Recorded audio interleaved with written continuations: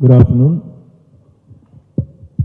Honorable Union Secretary for Urban Development and Housing, Shri Mishra ji, Honorable Dominic Busero, did I get it right?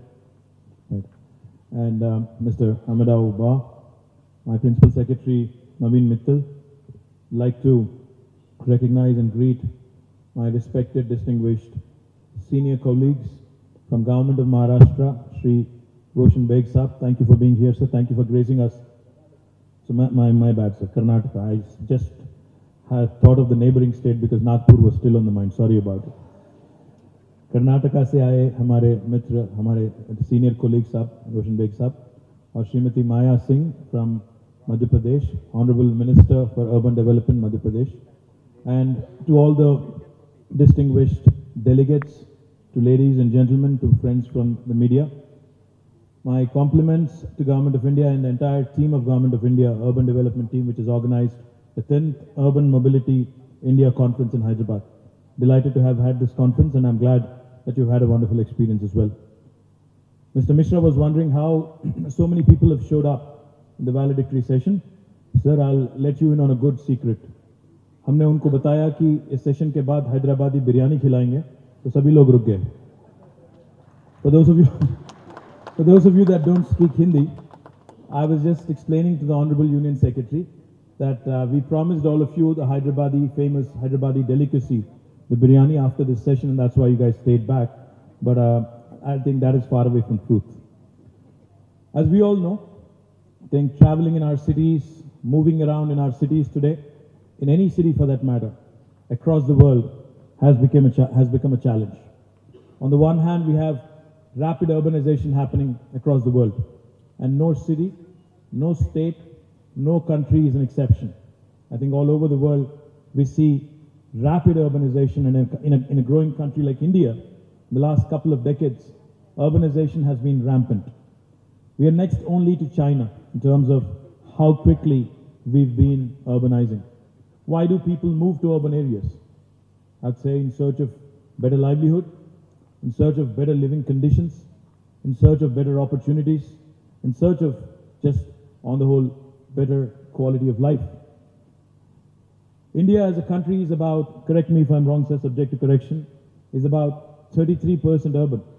But a state like Telangana is more than 42% urban.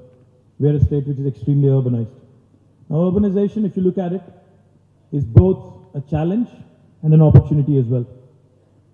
Infrastructure in cities, not just Indian cities, but cities across the world, is already cracking. Imagine this. India, which is at 33% urbanization today, becomes more than 50% urban. Imagine the challenges it would throw up for all of us. Now, in several countries, in fact, several countries, the first world countries, so to put, they have been able to figure out some solutions. They've been able to come out with some innovative ideas in terms of just making it easy. Urban transportation and urban mobility are the key to success for Indian cities especially to become global destinations. Cities all over the world make the same common mistake. Initially, we try and widen our roads and carriageways. Then we start building more flyovers, making sure that we create more signal-free junctions, etc. But unfortunately, this has only resulted in more and more private vehicles from coming onto the streets. Today, we live in a condition of gridlock. Even a city like Hyderabad, which has about 9,000 kilometers of roads, is gridlocked. If you were to place all the vehicles that belong to the private and public sector in Hyderabad onto the streets, it's a complete gridlock. Now, once you've created these wide roads, flyovers, and a lot of other things, cities then tend to realize that this is not the solution. What we need, essentially, is a robust, affordable, and economical public transportation system. We have to learn, as somebody wise said, you need to learn, a wise man always learns from somebody else's mistakes. So therefore, I think we have a lot of learnings, and I'm sure in this conference you've picked up some. We have a lot of learnings from cities that have grown well. And Indian cities need to emulate those cities that have learned, that have done well in terms of ensuring public transportation has become a priority. Simple Western transportation concepts and theories cannot be replicated in India, in Indian cities, as they are in toto. Point I'm trying to make is, we cannot simply copy and paste a solution that has been accepted, say, in a Barcelona, or say in Senegal, or in some other city, or in some other country, and make it your own.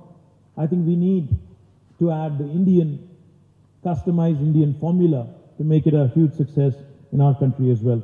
One has to evolve city-specific, state-specific, India-specific, cost-effective and sustainable solutions. The metro rail, which is constantly talked about, the public rail system, or the bus rapid transport system, BRTS, alone cannot be a panacea for all kinds of traffic problems. A multi-modal integrated approach, making sure all modes of transport are linked: metro, the main rail, bus, non-polluting electric vehicles, cycles, and other feeder services will have to be attempted in a comprehensive and a cohesive fashion. Incorporation of urban transportation as an integral part at the urban planning stage itself, dovetailing land use, building permissions, establishing satellite townships, transit-oriented growth corridors, all of this together possibly will provide a solution. In India, though, I also have to point out, we need a bit of jugaad. For those of you that do not understand the word jugaad, it is the art of making do with less. For instance, in Hyderabad, we did a bit of jugaad as well. In fact, I'm proud to share with you, end of this month, on the 28th of November, Honorable Prime Minister is most likely to inaugurate world's largest metro in a public-private partnership mode. Now, this is a very unique model. For those of you that are not aware, it's a 72-kilometer stretch of metro being done with nearly $2.5 billion plus outlay, completely done and executed by a private sector player, and with the state government assisting in land acquisition, and with Government of India pitching in with viability gap funding. This is a truly unique, truly absolutely delightful model which worked out very well for us. All we had to do was give them the commercial viability, by part of it by way of advertising, part of it by way of traffic, the fare that they would collect, and part of it also from the commercial real estate that would be developed by the private sector player. This truly is a unique model. Now, political initiative and strong measures for more equitable allocation of road space, creation of wider sidewalks, removal of encroachments, this requires a lot of tenacious effort from governments. Unless we do this, unless we attempt it as part of the urban rejuvenation, which is what we are doing in Hyderabad Metro, the complete solution can never be found. Also, utilization of technologies to good effect and intelligent transport systems for better traffic management. In fact, I'm delighted Greater Hyderabad has won an award, but I'm not happy with the traffic solution, with the traffic situation here still. I think we need to do a lot more, but I'm delighted that we won an award anyways. Also, disruptive technologies. People talk about Uberization, aggregation, the jugaad model again, not using one's own vehicle. In fact, if you think about it, we live in a funny world. The world's largest bookstore does not own a single physical bookstore. Amazon. It's all aggregation. The world's largest transporter does not own a vehicle. Uber. Point I'm trying to make is, this is what jugaad is all about. This sort of novel, disruptive thinking, making sure our cities can make do with less, but yet provide effective solutions, is what I'm referring to.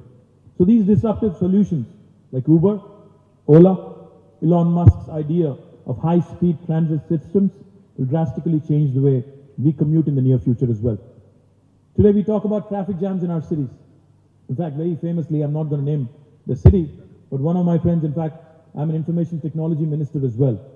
One of my colleagues who lives in another city in India told me that he started off to the airport about 3.5 hours ahead of time, ahead of schedule, yet he still missed the flight. Imagine the kind of conditions we live in today. Point I'm trying to make is, unless we address these issues. I'm delighted. Honorable Prime Minister, and with the help of Japan, has launched India's first bullet train between Mumbai and Ahmedabad. Ultimately, we are going to get to a stage where distance will not be an issue. Time will be an issue.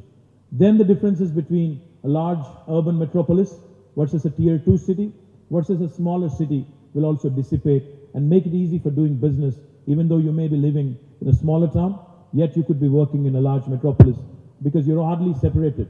Even though you may be geographically separated by hundreds of miles, in terms of time, it is only going to take you 1/10 of what it takes today. Also, I'm delighted with the focus of Government of India on electric vehicles. Honorable Union Surface Transport Minister, Shri Nitin Gadkari, has announced an audacious and ambitious agenda to ensure electric vehicles are on our streets by 2030. Now, reducing pollution levels through a phased restriction on usage of private vehicles, encouraging public transport, combining it with cleaner technologies like electric buses and non-polluting vehicles is also going to be a huge priority for a country like ours. In fact, I've mentioned that we are launching Hyderabad Metro on the 28th of this month. We also have created a network of electric vehicles to serve as the feeders, the last mile connectivity with a radius of 3 to 4 kilometers from our metro stations. And I'm delighted all of these vehicles are going to be non-polluting vehicles. Now, easy and short commute to workplaces with greater accessibility of public transport to poorer sections is going to be a major challenge as infrastructure is ramped up. With urban sprawl, poorer sections get dispersed to areas far away from work, and slums will increase, unfortunately. But Telangana government also has come out with a unique solution of in situ development of slums. We don't call it social housing, we call it dignity housing, because the size of our the size of our housing unit is nearly 560 square feet. This would comprise of 2 bedrooms, 2 toilets, a kitchen and a hall, and all of this constructed at a cost in a city like Hyderabad with 8.7 lakhs of rupees with zero contribution from the beneficiary. It's completely given gratis to the poor and the vulnerable family, to poor, vulnerable and homeless people in a city like Hyderabad. I think this is going to go a long way in convincing our poor to come forward and participate in the in situ slum redevelopment program. Most importantly, in a country like India, if we really have to find solutions to urban mobility challenges, I think raising finances in an innovative way, which is what I refer to as jugaad, is going to be extremely important. We are also planning to build new townships, which are going to be synchronous with our metro, which is coming up soon.